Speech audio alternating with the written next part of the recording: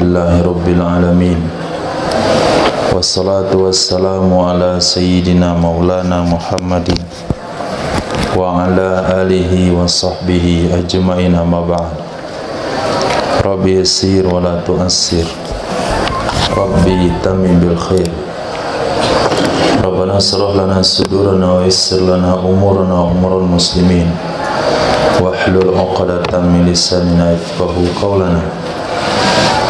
Lisanadina al-muttasili ila imami Abi Dawud rahimahullahu ta'ala wa qaddasallahu sirrahu wa adama nafa'a bi ulumihi wa barakatihi wa nafahatihi wa madatihi wa karamati fid darini amin ila anqal. Tafadhal.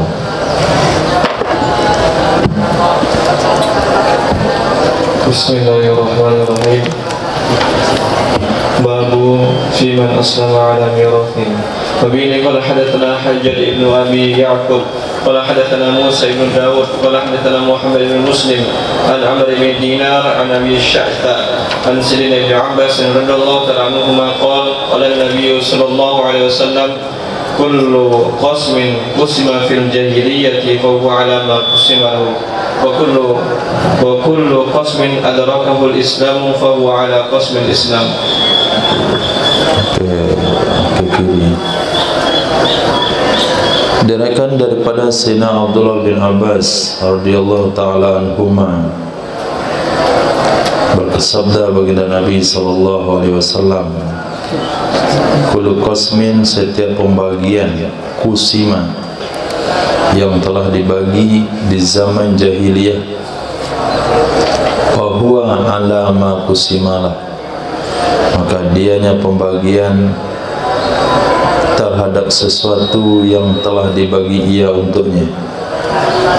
Wa kullu qasmin, setiap pembagian, adrakahul Islam, yang mendapati akannya oleh Islam, maka dia atas pembagian Islam. Jadi dalam pada prinsipnya modis syai' ala sihah. Volume kurang sedikit. Pada prinsipnya adalah al-aslu modis syai' ala sihah. Setiap sesuatu berlaku atau berjalan secara sah. Apakah itu akad nikah di zaman jahiliyah tidak perlu diulang setelah Islam? Apakah itu suatu janji yang telah ditunaikan di zaman jahiliyah enggak perlu lagi diulang setelah masuk Islam? Apakah itu pembagian harta warisan atau pembagian perkongsian, pembagian harta peperangan yang sudah dibagi sebelum Islam, itu tidak perlu diulang kembali. Karena kalau diulang kembali akan menyusahkan. Pertanyaannya, berapa tahun sebelum datang Islam yang harus diulang lagi?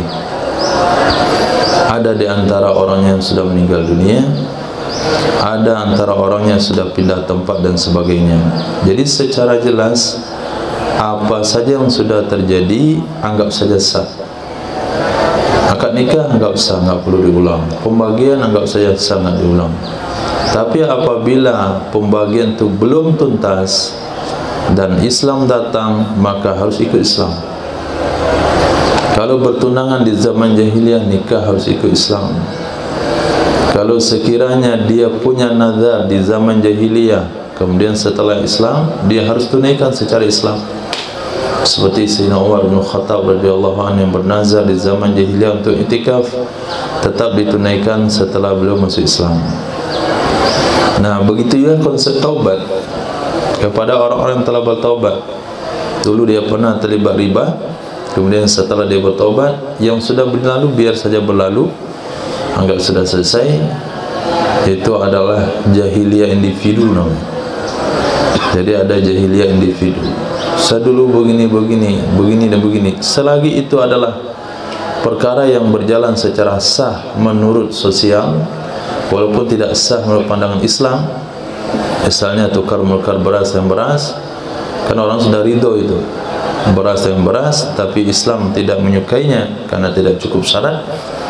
Walaupun haram menurut pandangan Islam, tukar rupiah dengan rupiah, Tapi kalau itu sudah sistemnya, apa maksudnya, sudah dianggap sah oleh masyarakat, yang dianggap sah saja. Kecuali hutang piutang di zaman jahiliyah atau sebelum masuk Islam, maka tetap juga dibayar walaupun sudah masuk Islam. Kalau dia pernah mencuri di zaman jahiliyah atau sebelum taubat, tetap juga dibayar walaupun setelah bertaubat. Nah, babun fil wala.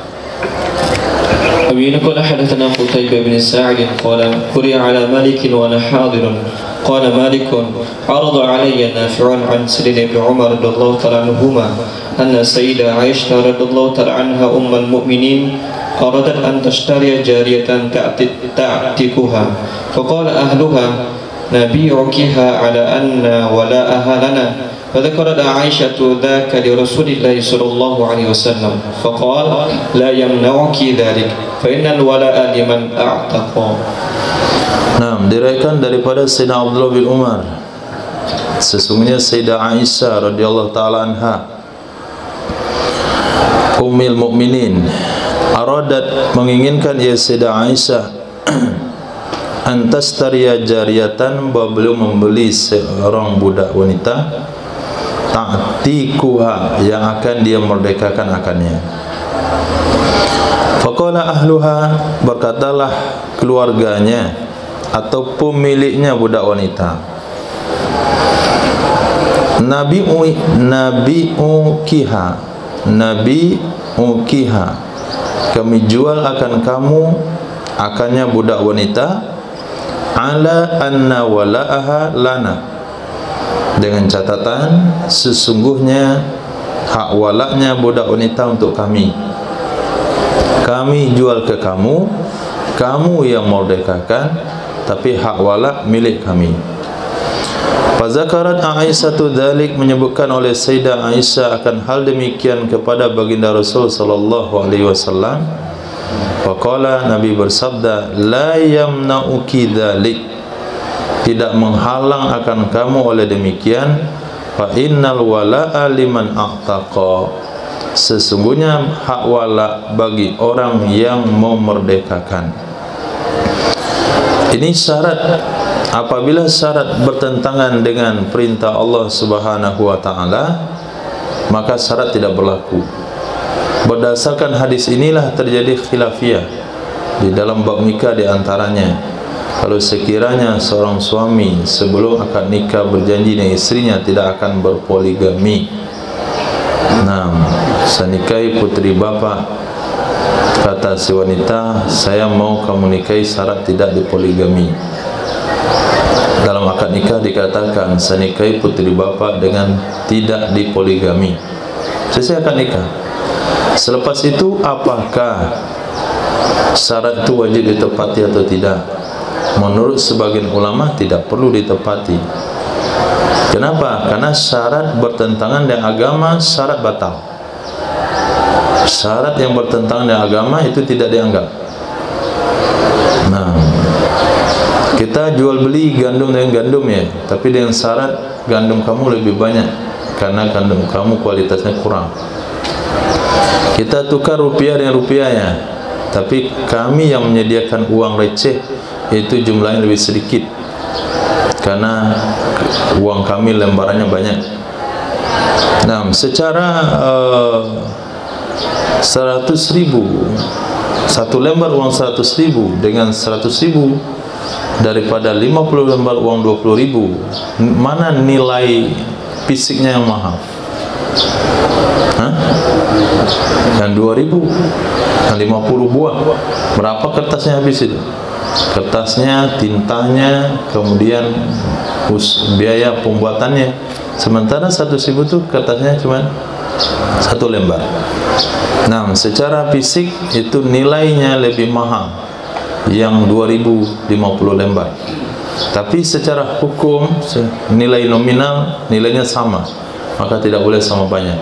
Kalau disyaratkan 100.000 satu lembar, kami akan tukar dengan 90.000 uang 2.000, maka hukum syarat batal. Kenapa? Bertentangan dengan syarat.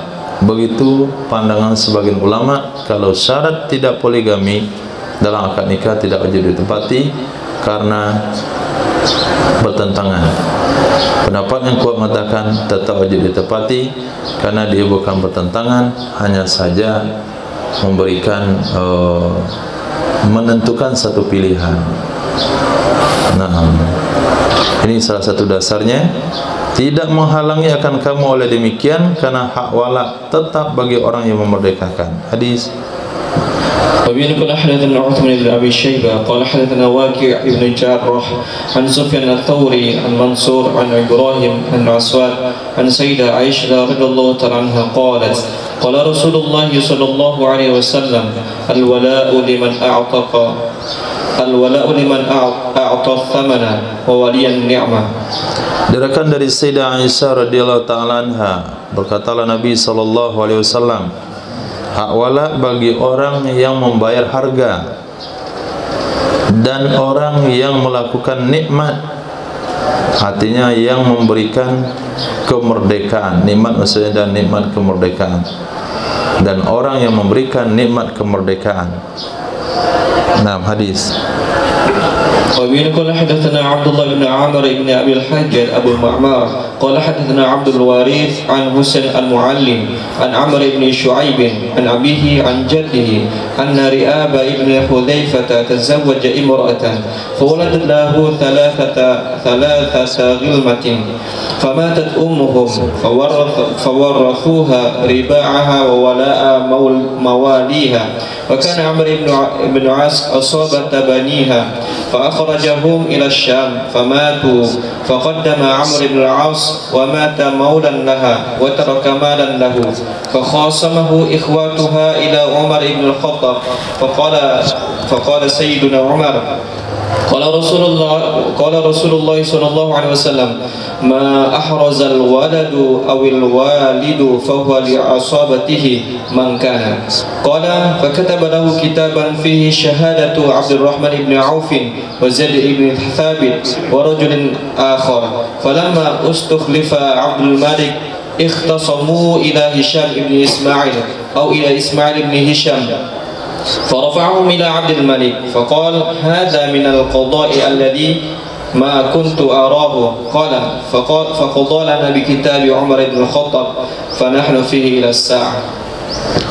Diriwayatkan daripada jaddihi Amr bin Shu'aib an abihi an jaddihi radhiyallahu anhum, sesungguhnya Ri'ab bin Hudzaifah tazawwaja, beliau telah menikahi seorang wanita. Fawaladat lahu thalathata ghilmatin, maka melahirkan ia wanita baginya Ri'ab bin Hudzaifah akan 3 anak. Famatat ummuhum, maka meninggallah ibu mereka.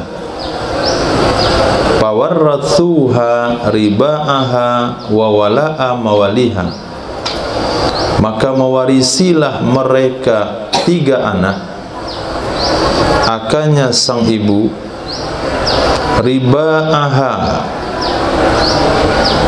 jamak pada riba'un, maknanya adalah dauraha, rumah-rumahnya wanita, dan hak wala, mantan budaknya wanita. Ternyata dinikahi dah wanita kaya, dia punya budak dan pernah melahirkan beberapa budak.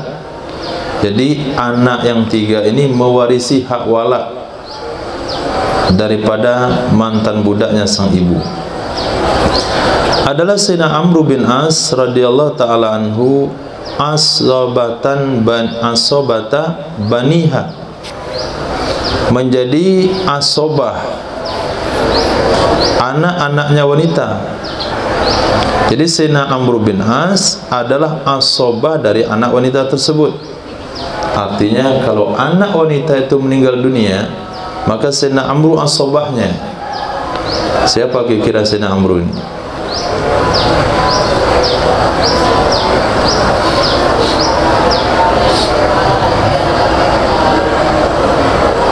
Nggak tahu hubungannya apa. Bisa paman? Nah, fa akhrajahum ila Syam, maka membawa atau mengeluarkan ia Sayyidina Amr bin As akan mereka anak 3 orang ke Syam. Sampai di Sampa matu, meninggallah mereka anak-anak wanita tersebut. Faqaddama Amrul As, faqaddama Amr bin Al-As, faqaddama maka mendahulukan oleh Sayyidina Amr bin As, atau qaddama, kita antum qaddama juga, maka mendahulukan oleh Sayyidina Amr bin As. Wa mata maulan laha, meninggallah mantan budak baginya wanita. Wa taraka malan, dan meninggalkan ia mantan budak akan harta lahu, miliknya mantan budak. Tahu sejarahnya? Fa khasamahu ikhwatuha, maka berkhusuman, artinya menuntut akannya Sayyidina Amr bin As oleh saudara-saudaranya wanita, oleh saudara-saudaranya wanita kepada Sayyidina Umar bin Khattab radhiyallahu anhu. Jadi ketika wanita itu meninggal dunia, hak wala berpindah kepada anaknya. Ketika anaknya meninggal dunia, hak wala dan harta berpindah kepada Sayyidina Amr bin As. Pas ketika hak wala pindah kepada Sayyidina Amr bin As, meninggallah salah satu mantan budak yang memiliki harta, yang tidak punya pewaris, yang kalau wanita itu hidup, dia yang ambil harta budak itu. Kalau anak wanita ini hidup, harta budak itu akan pindah ke anak wanita tersebut. Ketika anak wanita ini dah meninggal, maka berpindah pada Sayyidina Amr bin As. Sementara saudari dari wanita itu juga merasa berhak. Dituntutlah kepada Sayyidina Amr bin As, dilaporkan kepada Sayyidina Umar bin Khattab radhiyallahu anhu. Faqala Umaru, berkatalah Sayyidina Umar radhiyallahu ta'ala anhu, qala Rasulullah sallallahu alaihi wasallam, ma ahrazal waladu awil walid fahuwa li asabati mangkana. Apa saja yang dimiliki oleh seorang anak atau oleh seorang bapa, maka dianya sesuatu adalah milik asobahnya anak atau asobahnya bapa, mangkana, siapa saja yang ada ia. Qala fakataba lahu kitaban, maka menulis ia Sayyidina Umar bin Khattab baginya Sayyidina Amr bin As akan sebuah surat. Di dalamnya surat ada syahadatu Abdurrahman bin Auf, kesaksian daripada Sayyidina Abdurrahman bin Auf, kesaksian daripada Sayyidina Zaid bin Thabit, kesaksian dari sahabat yang lainnya. Falamma istukhlifa Abdul Malik, ini kejadian sudah lama. Kemudian tak kala dijadikan khalifah Abdul Malik bin Marwan. Nah, itu kan ada juga gunanya belajar sejarah. Tahun berapa, Bu? Oh, enggak ada gunanya ternyata.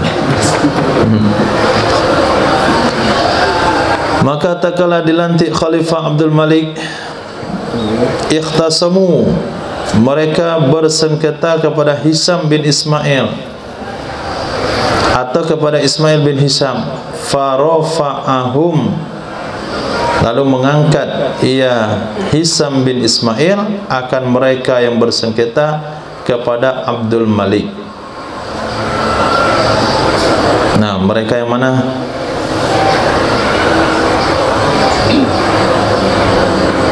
Mereka mana yang bersengketa? Saudara daripada perempuan yang tadi.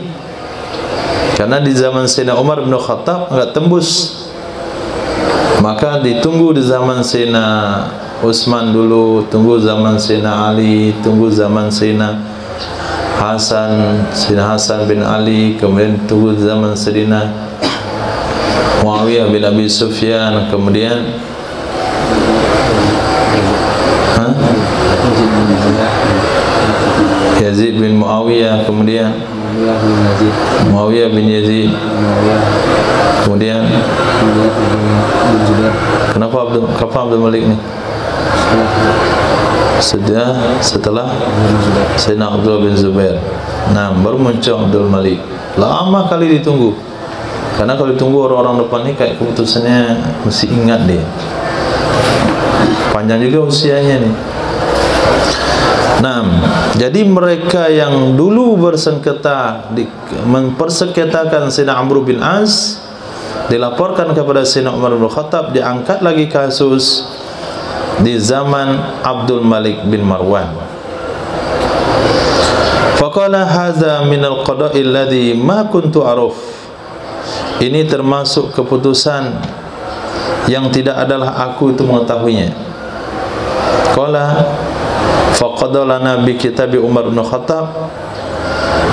Lalu memutuskan bagi kami dengan surat Sayyidina Umar bin Khattab, wa nahnu fihi ila sa'ah. Kami tetap dengan surat tersebut, kami tetap dengan keputusan surat tersebut sampai hari ini. Ternyata kalah lagi dia di pengadilan. Surat yang ditulis beberapa tahun yang lalu itu tetap menjadi keputusan sampai ke zaman Abdul Malik bin Marwan. Artinya sejauh itu keputusan yang berlaku, maka sampai hari ini tetap juga berlaku. Hadis. Babun fi rajul yuslimu ala yaday rajul. Ada satu hadis tinggal? Ada. Kitab saya wa bi qad sana Abu Dawud qad sana Abu Salamah qad sana Hammad an Humaidin qala an-nasu yattahimuna Amr bin Shu'aib. Sesungguhnya manusia mereka yattahimun mencurigai akan Amr bin Shu'aib pada ini hadis. Nam babun fi rajuli yuslimu ala yaday rajul. Nam. وبه قال حدثنا يزيد بن خالد بن موهب الرملي وهشام بن عمر قال حدثنا يحيى قال أبو داود وهو ابن حمزة عن عبد العزيز بن عمر قال سمعت عبد الله بن موهب يحدث عمر بن عبد العزيز عن قبيصة بن ذؤيب قال هشام عن تميم الداري عن سيدنا تميم الداري رضي الله تعالى عنه أنه قال يا رسول الله قال يزيد إن تميم قال يا رسول الله ما السنة في الرجل يسلم على يد الرجل من المسلمين قال هو أولى الناس بمحياه ومماته. Nah, seorang laki-laki yang Islam atas tangan seorang, di atas tangan seseorang, laki-laki yang masuk Islam atas tangan seseorang, taskilannya dia yakinkan agama Islam lalu dia berhasil mengislamkan orang lain, maka orang lain ini di tangan orang yang mengislamkannya. Bagaimana hubungannya? Dalam hadis ini ada dua guru Imam Abu Dawud, satu Yazid bin Khalid bin Mauhab Ar-Ramli, yang kedua Hisham bin Ammar. Dari dua guru tersebut nanti akan ada perbedaan redaksi hadis. Wa huwa Ibnu Hamzah an Abdul Aziz bin Umar. Qala sami'tu Abdullah bin Mauhab yahaditsu Umar bin Abdul Aziz an Qabisa ibn Dhu'aib. Itu menurut Yazid bin Khalid bin Mauhab, riwayat hadis dari Sayyidina Qabisa bin Dhu'aib. Kalau menurut riwayat Hisham, hadis daripada Sayyidina Tamim Ad-Dari, annahu qala, sesungguhnya Sayyidina Tamim Ad-Dari pernah berkata, atau sesungguhnya Sayyidina Qabisa bin Dhu'aib pernah berkata, ya Rasulullah. Wa qala Yazid, menurut redaksi gurunya Yazid, inna Tamiman qala, sesungguhnya Tamim pernah berkata, ya Rasulullah. Nah, begitu harus jujur dalam menerangkan hadis. Kalau guru kita ini bahasanya begini, guru saya ini redaksinya begini, walaupun maknanya sama. Mas sunnatu fir rajuli, apakah sunnah pada seseorang yang masuk Islam di atas tangan seseorang dari muslim? Qala, Berkatalah Nabi SAW, huwa, dianya orang yang mengislamkan, aulan nas, itu yang paling baik atau yang paling berhak manusia, bimahyahu, dengan kehidupannya seorang yang baru masuk Islam, wa mamatihi, dan kematiannya orang yang baru masuk Islam.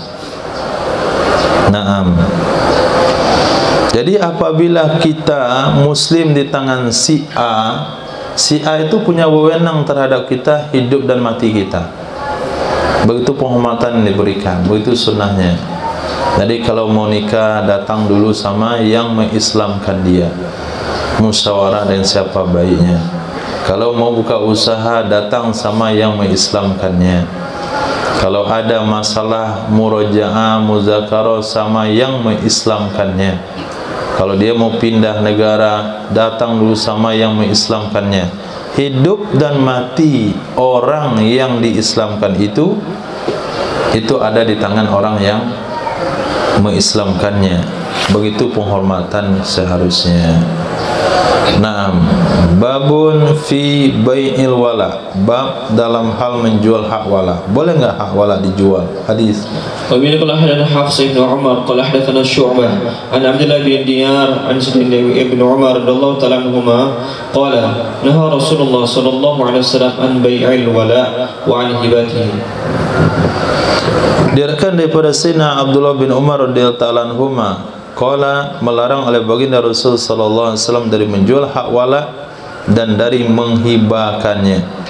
Faba'uhu mamlukan wa ba'uhu mu'taqan, falaysa lahu hatal mamati khalasu.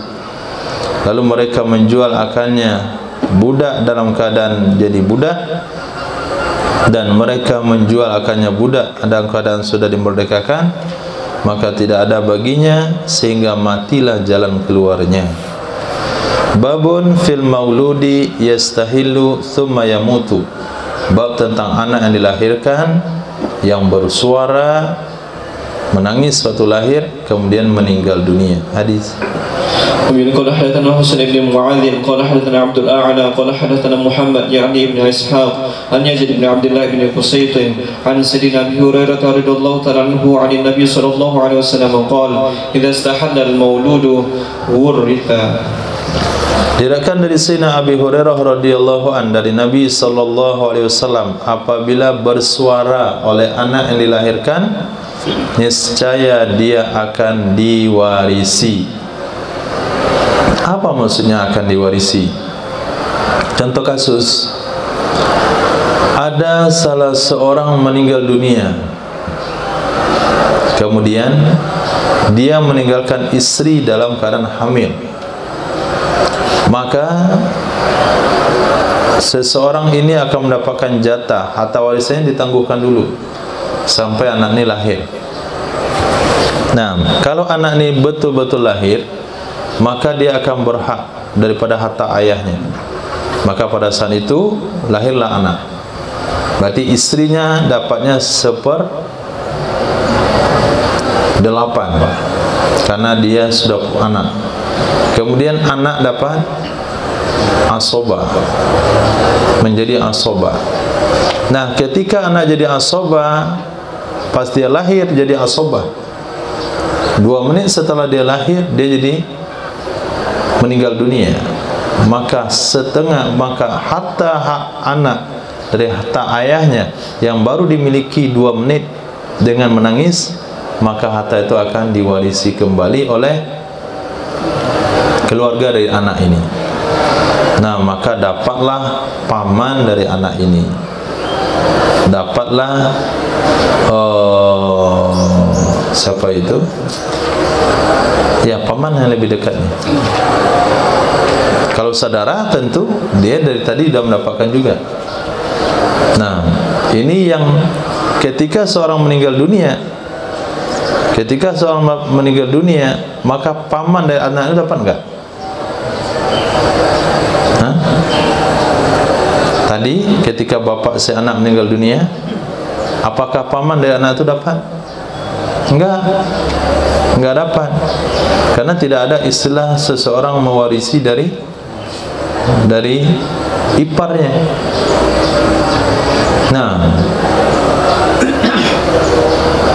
ibunya 1/4. Nah, maka anak yang lahir dalam keadaan bersuara lalu meninggal dunia hukumnya sama dengan orang dewasa. Dimandikan, dikafankan, disolatkan, dikuburkan, diwarisi juga sama. Nah, babu naskhi mirasil aqdi bi mirasil rahimi. Bab dinasah waris akad dengan waris rahim. Nah, zawil arham. Hadis.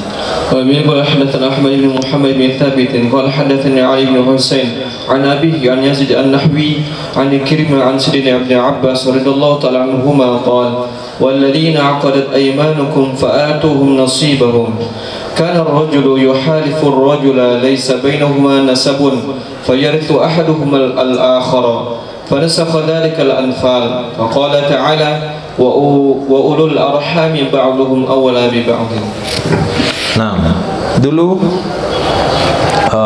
sebelum jahiliyah atau di saat jahiliyah dan di awal-awal Islam itu akan ada hak waris antara teman dengan teman.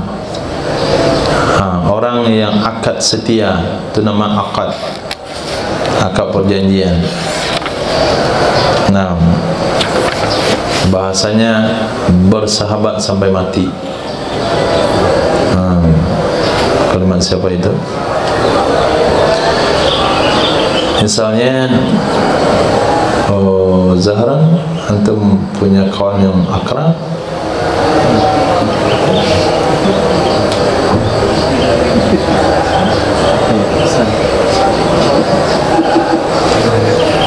pokoknya kalau antum belanja itu yang antum kepikir beli satu lagi untuk siapa? Zahir. Itu siapa? Gak ada. Kasihan. Irfan. Ya kalau ada uang nih, antum beli satu mau nambah satu lagi itu siapa? Satu. Gak ada. Katakan ada, misalnya Zahron. Nah, jadi kalau antum bilang kalau saya makan tuh makan, kalau saya nggak makan tuh nggak makan. Kita tungkui sama-sama makan tanah, kita telantang sama-sama makan angin. Itu janji setianya. Maka di zaman jahiliyah kalau salah seorang meninggal dunia itu akan mewarisi itu berdasarkan ayat walladzina aqadat aymanukum, orang-orang yang telah mengikat oleh sumpah-sumpah kalian, berikan kepada mereka jatah mereka. Nah, kalau di zaman jahiliyah aqadat aymanukum bisa berlaku antara orang dan orang, antara suku dan suku. Nah, karena rajulu yuhalifur rajul adalah seseorang itu bersumpah setia dengan orang lain. Laisa bainahuma nasabun, tidak ada di antara keduanya nasab. Fayarisu ahaduhuma al-akhar, maka mewarisi salah satu keduanya akan yang lain. Itu dulu. Fanasakha dzalika al-anfalu, menasakh akan demikian ayat oleh surah Anfal, wa ulul arhami ba'dum aula bi ba'd. Orang yang ada hubungan rahim itu lebih layak, sebagian mereka lebih layak dan sebagian yang lain. Jadi kadangkala ya di dalam pergaulan seseorang justru akrabnya dengan orang lain yang berbeda bahasa, bahkan kebangsaan. Sementara dia punya saudara sepupu, dia punya zawil arham, anak mama, biasa saja. Tapi dengan orang lain yang beda sukunya, suku Minang dengan Sunda, kadang-kadang Minang dengan Jawa, itu lebih akrab. Padahal dia punya keponakan, padahal dia punya kemenakan dan sebagainya. Maka awal Islam itu Islam memfasilitasi hubungan waris mewarisi antara dua orang yang kawan setia. Lalu dibatalkan oleh Allah, zawil arham lebih layak. Kapan zawil arham dapatkan harta warisan?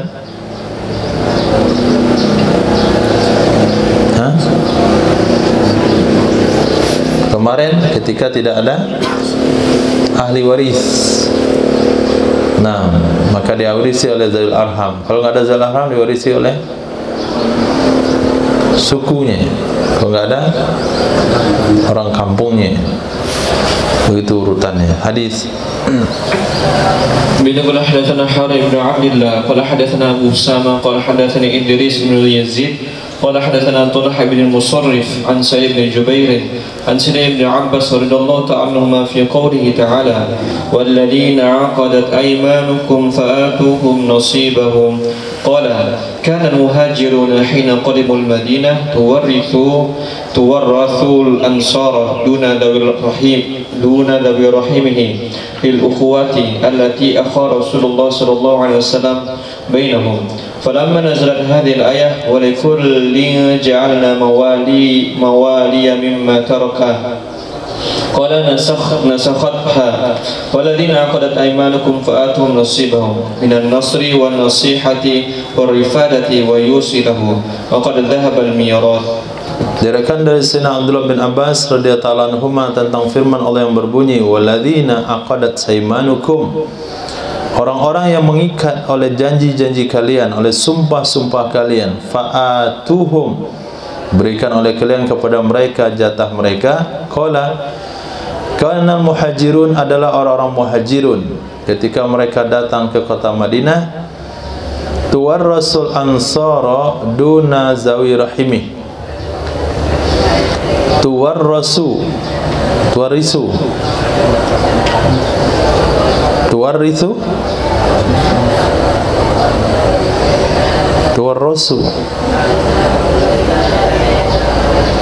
kenapa tuwarrasu barisnya majhul, artinya muhajirun, tanis dhamir ta'wil jamaah. Okey, ditaniskan karena melihat makna jamaknya. Diwarisi atau dijadikan pewaris akan orang-orang muhajirin terhadap orang ansar. Tuwarrasu, dijadikan pewaris akan orang muhajirin terhadap orang ansar. Duna zawi rahimi, tidak orang yang ada hubungan rahim dengannya muhajirin.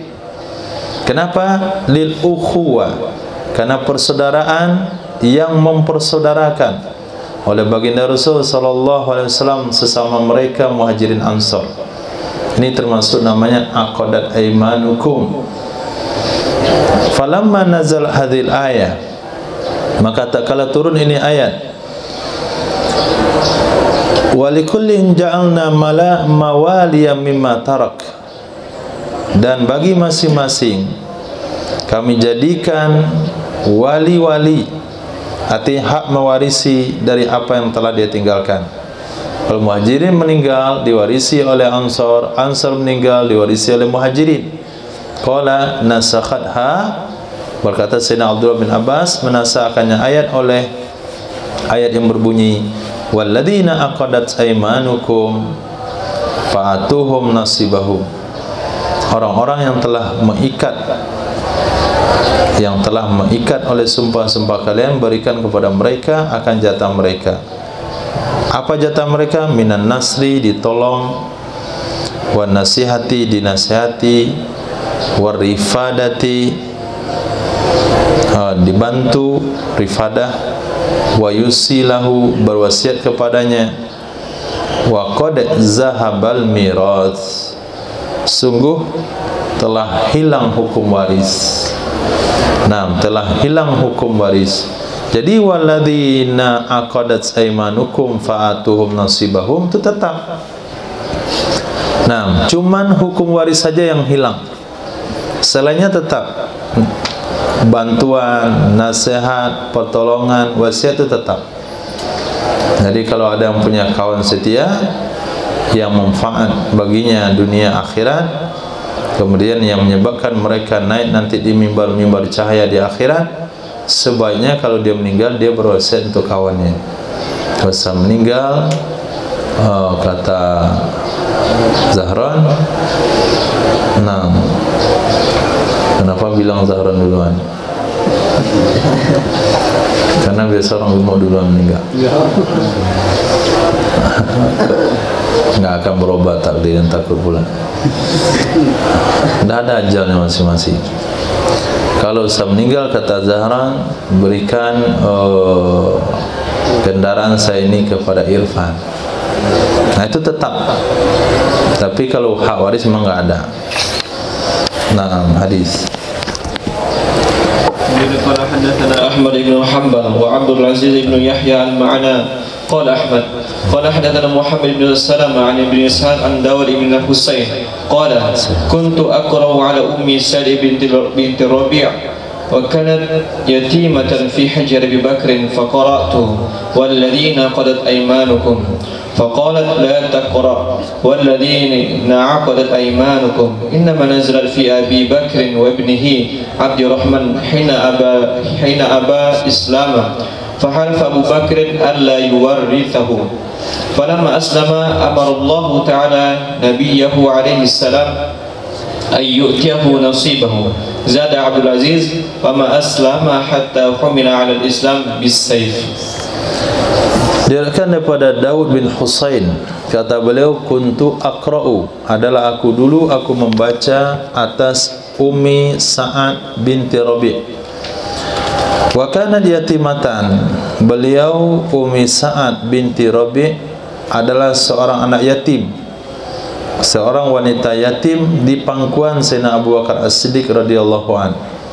Maksud di pangkuan Sayyidina Abu Bakar menikahi ibu daripada Ummi Sa'ad.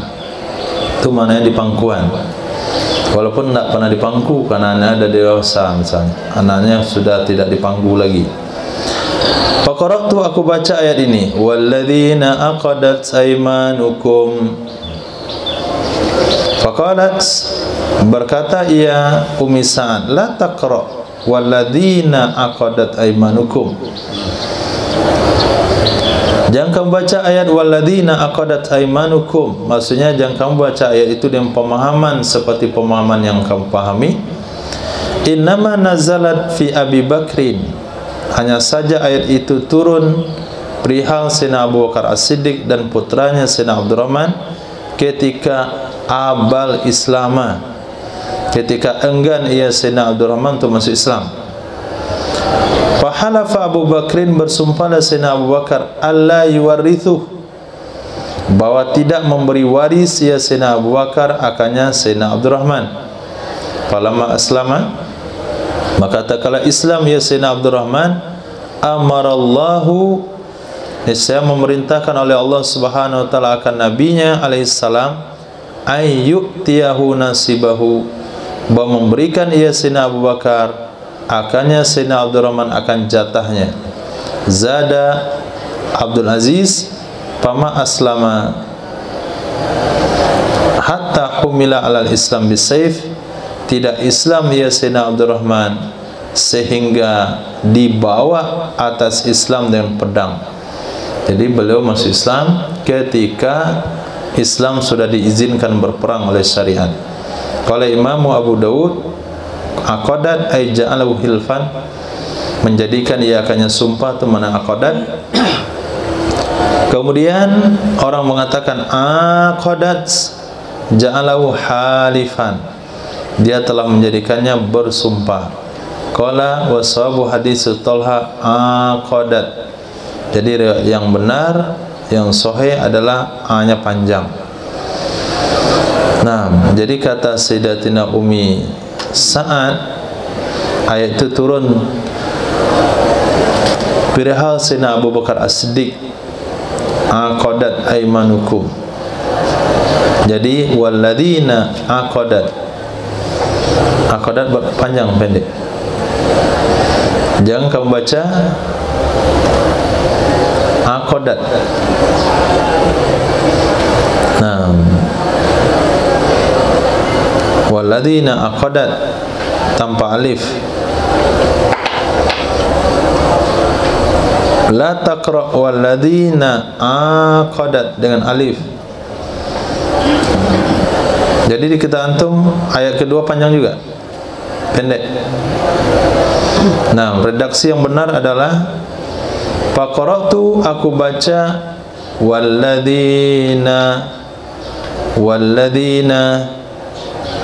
aqadat aymanukum, walladzina aqadat aymanukum faqalat, maka beliau katakan jangan kamu baca walladzina aqadat, artinya jangan pakai alif, tapi bacalah aqadat.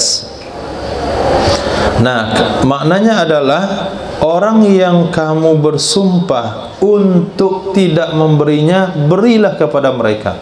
Ini penafsiran kedua. Ketika saya membaca walladzina aqadat, la taqra walladzina aqadat pakai alif, ikra tapi bacalah walladzina aqadat. Jadi di sini ada redaksi seolah-olah yang dibuang sehingga sulit untuk dipahami. Nah, kata beliau, kalau kita tulis redaksinya semua begini maknanya. Aku baca sebuah ayat yang berbunyi walladzina aqadat aymanukum. Itu saya baca panjang. Kata beliau wala taqra aqadat, jangan dibaca aqadatnya panjang, walakin ikra, tetapi bacalah walladzina aqadat.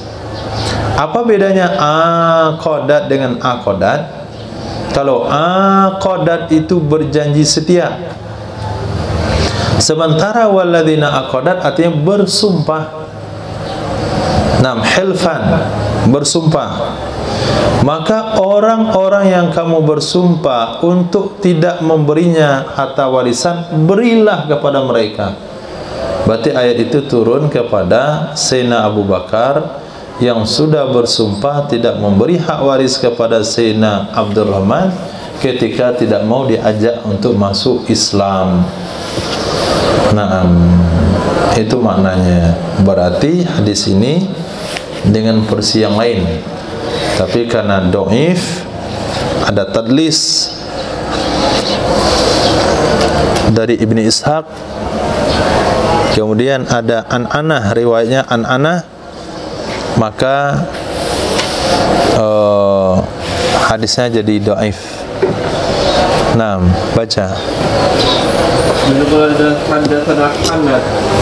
Bila qala hadatsana Ahmad bin Muhammad qala hadatsana Ali bin Husain an abihi an Yazid an-Nahwi an Ikrimah an Sa'id bin Abbas radhiyallahu ta'ala anhuma walladzina amanu wa hajaru walladzina amanu wa lam yuhajiru fa kana al-'arabiyyu la yarithul muhajira wa la yarithuhu muhajiru fanasakhatha faqala ulul arhami ba'duhum awla bi ba'din.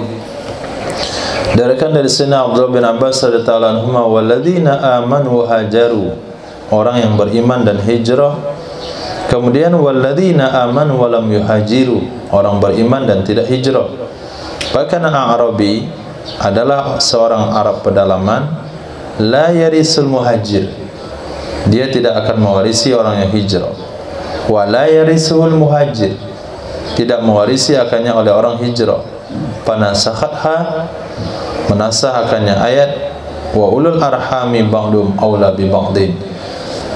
Jadi di awal-awal Islam, kalau ada orang hijrah, ada yang tidak hijrah, padahal ada hubungan nasab, maka mereka tidak saling mewarisi antara muhajirin dengan tidak hijrah, yang hijrah dan tidak hijrah. Tapi turun ayat ini wa ulul arhami ba'dum aula bi ba'd, ini menasah ayat yang ini. Ada yang mengatakan menasah ayat walladzina aqadat aymanukum, ada yang mengatakan menasah ayat masalah waris-mewarisi antara orang hijrah dan tidak hijrah. Babun fil hilfi, bab tentang bersumpah. وبه قال حدثنا عثمان بن ابي شيبه قال حدثنا محمد بن بشر وابن نمير وابو اسامه عن زكريا عن سعد بن ابراهيم عن ابيه عن سيدنا جبير بن مطعم رضي الله تعالى عنه قال قال رسول الله صلى الله عليه وسلم لا حلف في الاسلام وايما حلف كان في الجاهليه لم يزده الاسلام الا شدة. Nah, diriwayatkan dari Sayyidina Jubair bin Mut'im, kata beliau, berkatalah Rasul sallallahu alaihi wasallam, tidak ada sumpah setia dalam Islam. Nah, setelah Islam enggak ada lagi masalah halif bersumpah sehidup semati dengan kawan. Nah, entah tungkuit sama makan tanah, entah terlantang sama makan angin, itu enggak boleh lagi kalau Islam. Islam loyalitasnya kepada Nabi, kepada Islam, bukan kepada kawan. Wa ayyuma himlin wa ayyuma hilfin, mana saja sumpah yang pernah ada di zaman jahiliyah tidak menambah akannya oleh Islam kecuali syiddatan, diperkuat, ditekankan untuk dijaga. Jadi kalau sudah terjadi, dijaga janji setianya. Kalau sudah pernah bersumpah, diperkokoh serta menjadi seorang muslim. Tapi kalau buat baru jangan. Barang yang ada dijaga, kedatangan Islam menjaga janji setia yang pernah ada, tapi tidak lagi membuka janji baru. Nah, yang ada adalah mahabbah fillah saja. Kalau dia keluar daripada ridha Allah, maka hilanglah mahabbahnya. Kalau dia dalam ridha Allah, maka muncullah mahabbahnya. Janji setia untuk selalu menjaga itu enggak ada. Apalagi janji sehidup semati itu enggak ada. Nah, hadis. Wabillahi qala hadatsana Musaddad qala hadatsana Sufyan an Asim al-Ahwal qala sami'tu Sayyidina Anas bin Malik radhiyallahu ta'ala anhu yaqulu halafa Rasulullah sallallahu alaihi wasallam bainal muhajirin wal ansar fi darina faqila lahu alaysa qala Rasulullah sallallahu alaihi wasallam la hilfa fil Islam faqala halafa Rasulullah sallallahu alaihi wasallam bainal muhajirin wal ansar fi darina marrataini aw thalathan. Diriwayatkan daripada Sayyidina Anas bin Malik radhiyallahu anhu, halafa, telah membuat janji setia oleh baginda Rasul sallallahu alaihi wasallam antara muhajirin dan ansar fi darina, di negeri kami, yaitu di Madinah Munawwarah. Faqila lahu, maka dikatakan kepada Nabi, faqila lahu, maka dikatakan kepada Sayyidina Anas bin Malik, alaysa qala Rasulullah, bukankah pernah bersabda oleh Rasul sallallahu alaihi wasallam la hilfa fil Islam, tidak ada lagi janji-janji setia dalam Islam. Faqala halafa Rasulullah, telah membuat janji setia oleh Rasul sallallahu alaihi wasallam antara muhajirin dan ansar di negeri kami 2 kali sampai 3 kali. Nah, berarti Sayyidina Anas bin Malik merasa tidak menerima kebenaran daripada hadis ini, atau meragukan riwayat daripada hadis tersebut, atau mengatakan tidak berlaku hukum dari hadis tersebut. Nah, kenapa? Karena beliau katakan Nabi saja buat sampai 2 kali, sampai 3 kali di Madinah Munawwarah, janji setia, selalu akan membela. Kalau kita lihat dari sudut pandangan lain, janji setia dengan Rasul sallallahu alaihi wasallam untuk kemajuan Islam itu kan enggak ada masalah. Nah, tapi kalau janji setia untuk kepentingan pribadi, karena janji setia yang ada dulu itu adalah untuk kepentingan pribadi, kepentingan keamanan kelompok dan kelompok. Nah, bisa saja hadis ini seolah-olah bertolak belakang, bisa saja umum khusus. Secara umum memang dilarang janji-janji setia, secara khusus untuk menegakkan agama misalnya, itu janji setia dari satu halaqah. Nah, mereka duduk bersama, janji setia untuk selalu menjaga nisab 3 hari, kemudian menjadi nusrah kepada jemaah yang tinggal, janji setia menjadi halaqah terbaik di seluruh dunia, janji setia tidak akan mentaskil kawan. Nah, itu bisa-bisa saja.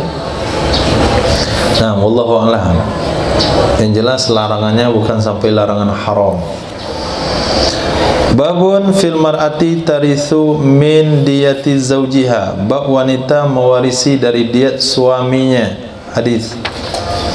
Wabihi qala hadatsana Ahmad ibn Shalih qala hadatsana Sufyan an Az-Zuhri an Sayyidina Sa'id radhiyallahu ta'ala anhu qala kana Sayyidina Umar bin Khattab radhiyallahu ta'ala anhu yaqulu ad-diyatu lil aqilati wa la tarithul mar'atu min diyati zawjiha syai'an hatta qala lahu ad-dhahhaku ibnu Sufyan kataba ilayya Rasulullah sallallahu alaihi wasallam an uwarritha imra'atan ashayma ad-dibabi min diyati zawjiha faraja Umar radhiyallahu ta'ala anhu. Nah, jadi apabila suami terbunuh, maka orang yang membunuh suaminya akan membayar dia 100 ekor onta. Nah, dari 100 ekor onta itu ada hak istrinya 1/8. Kalau suami punya anak, ada hak istrinya 1/4. Kalau istri tidak punya anak, jadi 25 ekor itu hak istri. Kalau suami nggak punya anak, 12,5 ekor kalau punya anak. Nah, tapi Sayyidina Umar bin Khattab radhiyallahu ta'ala anhu mengatakan, ad-diyatu lil aqilah. Diyat itu bagi aqilah. Aqilah ini adalah asobah selain asal dan furu. Itu nama aqilah. Kenapa bagi aqilah? Karena ketika seseorang melakukan pembunuhan tanpa sengaja, maka diyat akan dibagikan kepada aqilah tersebut. Kalau keluarganya yang membunuh, maka aqilah orang itu akan bertanggung jawab dan diyat dibagi-bagi. Maka ketika dia yang keluarganya yang dibunuh, dialah yang menerima diyat. Tidak mewarisi oleh wanita dari diyat suami sedikit pun, sehingga berkata kepada Sayyidina Umar oleh Imam Dhahhak ibn Sufyan, kataba ilayya, telah menulis kepada saya Allah Rasul sallallahu alaihi wasallam, an uwaritha, bahwa aku jadikan pewaris seorang wanita asyam ad-dibabi dari diyat suaminya. Maka rujuklah Sayyidina Umar bin Khattab radhiyallahu anhu. Apa kata beliau? Sering beliau katakan, lebih baik kita menjadi ekor sebuah kebenaran daripada kepala kebatilan. Nah, jangan sampai keangkuhan menyebabkan kita bertahan di atas pendapat yang salah. Bismillahirrahmanirrahim. Kita kharaj.